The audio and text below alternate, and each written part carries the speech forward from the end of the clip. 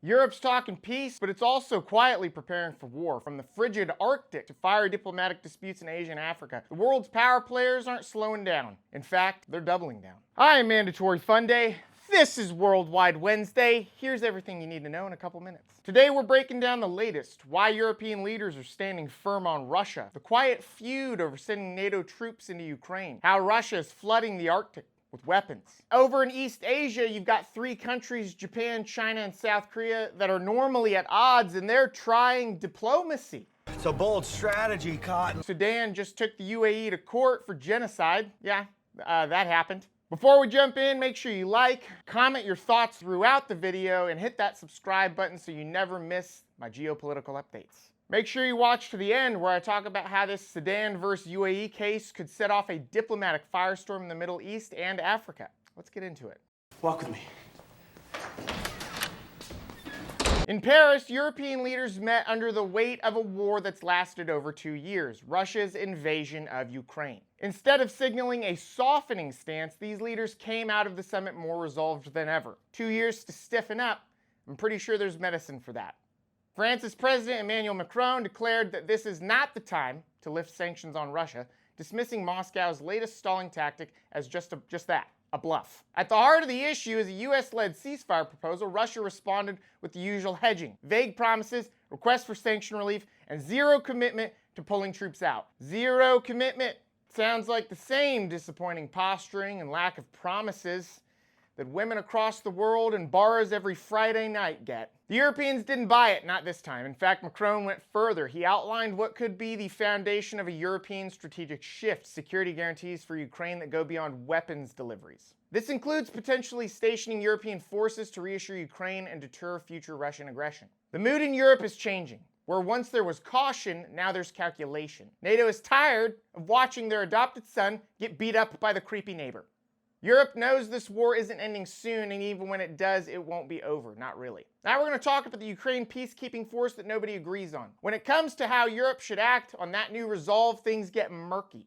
France and the UK have floated an ambitious and controversial idea, a European-led peacekeeping force for Ukraine. The idea is that once a ceasefire is in place, troops from NATO countries could be deployed, not to fight, but to enforce peace, which is great. I mean, that's great for any disagreement, right? Honey, I'm not trying to fight. I'd just like to enforce peace. We're just here to watch, not fight. Make sure everyone follows the rules. It's being marketed as pacifist, a force meant to monitor and stabilize, not provoke. It's not a terrible idea, but let's be honest, when uniformed NATO troops enter a country that Russia still considers its battlefields, the risk skyrockets. Some European countries like Poland and the Baltics are open to the idea. They understand the value of boots on the ground as both deterrent and insurance policy. Others, like Italy, Greece, and even parts of Germany, are pushing back hard. Their concern isn't theoretical, it's historical. And Germany knows about history. What happens when a Russian artillery unit accidentally fires a shell into a NATO contingent? What happens if there's a drone strike, a skirmish, a misfire? Suddenly Article 5, the Mutual Defense Clause of NATO, comes into play. And nobody wants to be the country that triggers the biggest collective military response since 9/11. Just ask bin Laden. Don't forget your scuba gear. So the peacekeeping plan sits in limbo, bold in vision, but dangerously fragile in practice, sort of like the first time you use a glass cooking implement. We're trying to keep the show family friendly, okay? The comedy writers got a little out of hand. If you're enjoying this kind of breakdown and want even more of what we can't say on YouTube, check out themandatoryfunday.com. Become a member of the website to get access to exclusive content, get 20% off merchandise orders, you can sign up for my newsletter, and you can also message me directly. If you're a service member, there's a link on the website to get regulation compliant shirts too, with all these same designs on them. I think that you, our service members, deserve, to have shirts that don't suck. And that's exactly what 9 Line Apparel provides. But let's get back to the geopolitics. Let's talk about Putin's Arctic arms race. While Europe debates peacekeeping, Vladimir Putin is staging his next play, and it's way north of Ukraine. He's always scheming and plotting. This week, he announced a major expansion of Russia's military presence in the Arctic. At the center of it, a new submarine. And it's not an Ocean Gate submersible controlled by a cheap Xbox controller. It's nuclear powered, and it's equipped with Zircon hypersonic missiles. Those are not made up. That's a real thing. These are not ordinary cruise missiles. They travel up to Mach 9, and that's faster than Mach 8. They're nearly impossible to intercept, and they were just deployed to patrol the Arctic's melting waterways. Russia's strategy here is chilling, literally.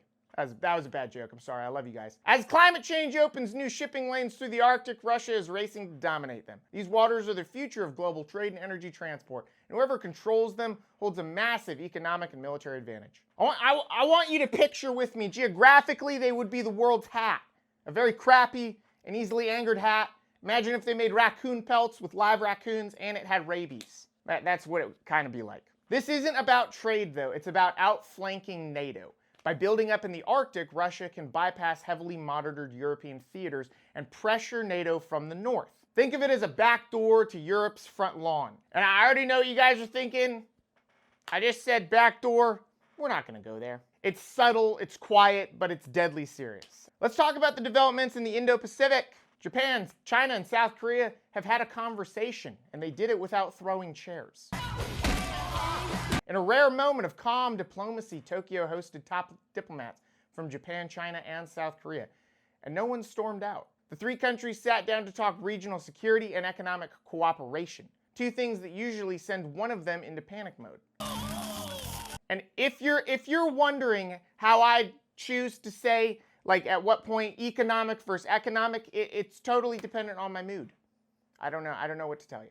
During this meeting, something different happened. They agreed to speed up plans for a full-blown trilateral summit later this year. There's a shared anxiety here. China's economic slowdown, North Korea's missile tests, and growing US-China tensions are putting pressure on all three nations. South Korea wants a hedge against conflict, Japan wants stability in its trade routes, and China wants to look like the adult in the room.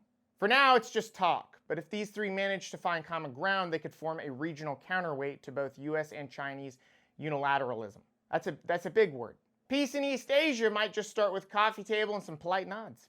And finally, we're talking about Sudan and how they've taken the UAE to court for genocide.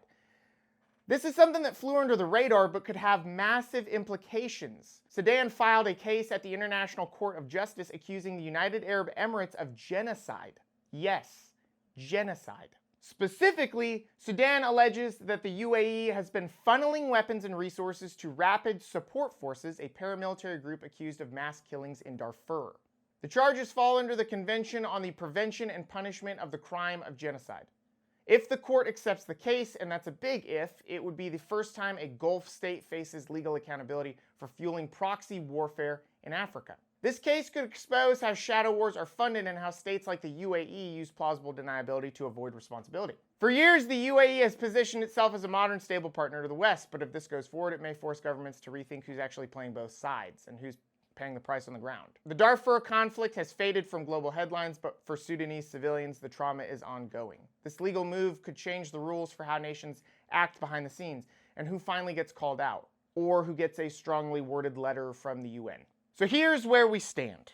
Europe wants peace with a side of precision airstrikes. Russia's Arctic war machine is humming. East Asia might be learning to talk before launching missiles. And Africa just challenged a global power in open court. You know, it's just a normal Wednesday, guys. Everything's fine. Nothing's on fire. Don't worry. The world isn't just shifting, it's recalibrating. If you found this breakdown useful, let me know in the comments. What's the most underrated geopolitical powder keg right now? Do not forget to like, share, and subscribe. And if you want deeper dives into world affairs and military history, check out one of our other videos. Thank you so much for watching. I truly appreciate your support, and I will see you next time. Dodgeball is a sport of violence, exclusion, and degradation.